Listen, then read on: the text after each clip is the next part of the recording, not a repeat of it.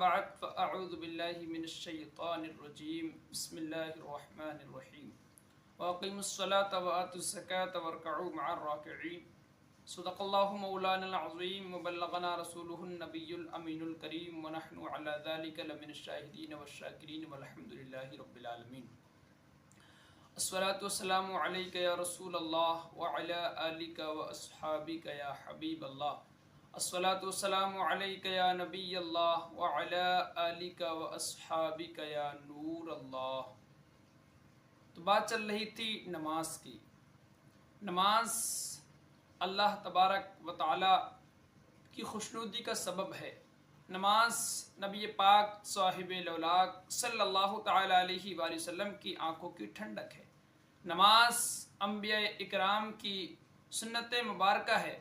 نماز اندھیری قبر کا چراغ ہے۔ نماز عذاب قبر سے بچاتی ہے۔ نماز قیامت کی دھوپ میں سایہ ہے۔ نماز پل صراط کے لیے آسانی ہے۔ نماز نور ہے۔ نماز جنت کی کنجی ہے۔ نماز جہنم کے عذاب سے بچاتی ہے۔ نماز سے رحمت نازل ہوتی ہے۔ اللہ پاک بروز قیامت نمازی سے راضی ہوگا۔ نماز دین کا ستون ہے۔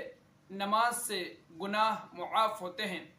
نماز دعاؤں کے قبول ہونے کا سبب ہے۔ نماز بیماریوں سے بچاتی ہے۔ نماز سے بدن کو راحت نصیب ہوتی ہے۔ نماز سے روزی میں برکت ہوتی ہے۔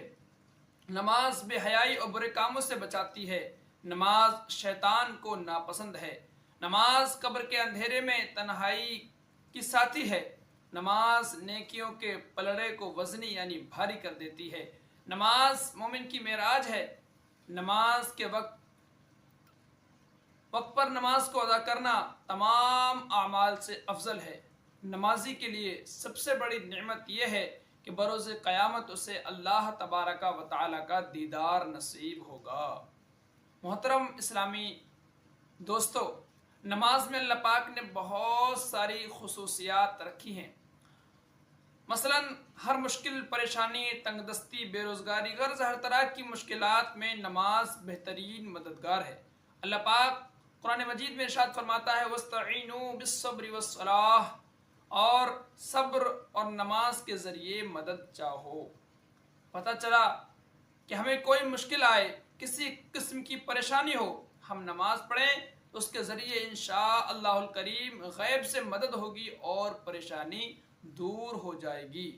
مشہور مفسر قرآن حکیم الامت حضرت علامہ مفتی احمد یار خان نعیمی رحمۃ اللہ تعالی علیہ وَاسْتَعِینُوا بِالصَّبْرِ وَالصَّلَاةِ اس آیت کریمہ کے تحت فرماتے ہیں کہ تمام انسانوں کے لیے بھلائی کی بات یہ ہے کہ نماز انسان کو دنیا سے بے خبر کر کے اللہ پاک کی طرف متوجہ کر دیتی ہے۔ اس لیے اس کی برکت سے دنیا کی مشکلیں دل سے فراموش کر دی جاتی ہیں، یعنی بھلا دی جاتی ہیں۔ صاحب تفسیر عزیزی نے اس جگہ بیان فرمایا کہ نبی کریم صلی اللہ تعالی علیہ وآلہ وسلم کے گھر میں فاقہ ہوتا تھا اور رات میں کچھ تناول نہیں فرماتے تھے، اور بھوک جب غلبہ کرتی، بھوک کا زیادہ غلبہ ہوتا تو نبی پاک صلی اللہ تعالی علیہ وسلم مسجد میں تشریف لا کر نماز میں مشغول ہو جایا کرتے تھے۔ حضرت عبداللہ ابن عباس رضی اللہ تعالی عنہما کا بیٹا تھا۔ آپ اس سے بہت محبت فرماتے تھے۔ اولاد سے ہر کسی کو محبت ہوتی ہے۔ آپ اور ہم سب اولاد سے محبت کرتے ہیں۔ اس میں کوئی اولاد ایسی ہوتی ہے کچھ زیادہ ہی دلی لگاؤ ہوتا ہے۔ تو حضرت عبداللہ ابن عباس رضی اللہ تعالی عنہما کو اپنے بیٹے سے ایسے ہی لگاؤ تھا، کچھ زیادہ ہی محبت تھی۔ ہوا یہ خدا کا کرنا ایسا کہ اس بیٹے کا انتقال ہو گیا۔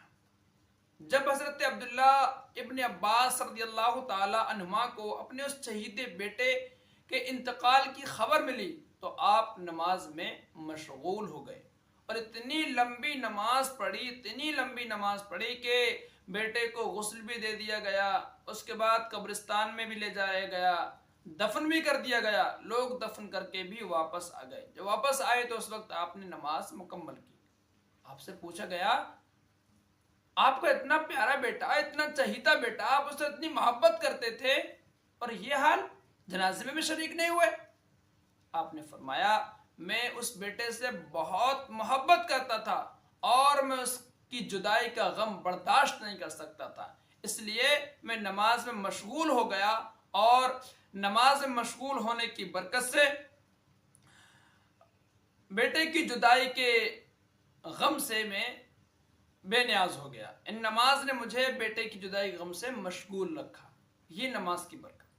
مشہور ولی اللہ حضرت سری سختی رحمۃ اللہ تعالی علیہ کی خدمت بابرکت میں آپ کی ایک پڑوسن آئی اور کہنے لگی کہ حضرت میرے بیٹے کو پولیس پکڑ کر لے گئی ہے اور مجھے ڈر ہے کہیں ایسا نہ ہو کہ حاکم میرے بیٹے کو قید کر کے جیل میں نہ ڈال دے۔ آپ نے جب یہ سنا آپ نماز میں کھڑے ہو گئے، خشوع و خضوع کے ساتھ نماز پڑھی۔ جب تھوڑا زیادہ وقت ہو گیا، پڑوسن کھڑی تھی، دروازے دیکھا کہ حضرت لمبا ٹائم ہو جائے گا، آپ نماز پڑھ رہے ہیں، میرے بیٹے کو کہیں تکلیف نہ پہنچائے حاکم وقت۔ آپ نے سلام پھیرا اور کہا کہ بی بی جی آپ کے ہی تو کام میں لگا ہوا ہوں، ابھی یہ گفتگو ہو ہی رہی تھی کہ پڑوسن کی خادم آئی اور کہا کہ بی بی جی چلیے آپ کا بیٹا گھر آ گیا ہے۔ یہ نماز کی برکتیں ہمارے بزرگان دین نے لوٹی ہیں۔ محترم اور پیارے اسلامی بھائیوں، جب بھی کوئی مصیبت آ جائے یا بلا نازل ہو یا کوئی نازک معاملہ درپیش ہو تو فوراً نماز کا سہارا لے لینا چاہیے۔ ہمارے پیارے آقا مکی مدنی مصطفیٰ صلی اللہ تعالی علیہ وآلہ وسلم اہم معاملہ پیش آنے پر نماز میں مشغول ہو جاتے تھے، کیونکہ نماز تمام اذکار اور دعاؤں کی جامع ہے، یعنی تمام دعائیں بھی موجود ہیں اور اس میں ذکر بھی موجود ہیں۔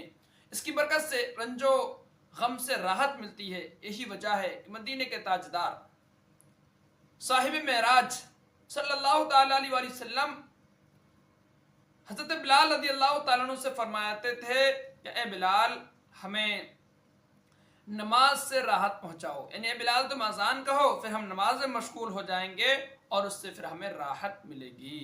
حضرت عبداللہ بن مسعود رضی اللہ تعالیٰ عنہ فرماتے ہیں کہ تم آسمان سے کوئی گڑگڑاہٹ وغیرہ کی ڈراؤنی آواز سنو تو نماز کی طرف متوجہ ہو جاؤ۔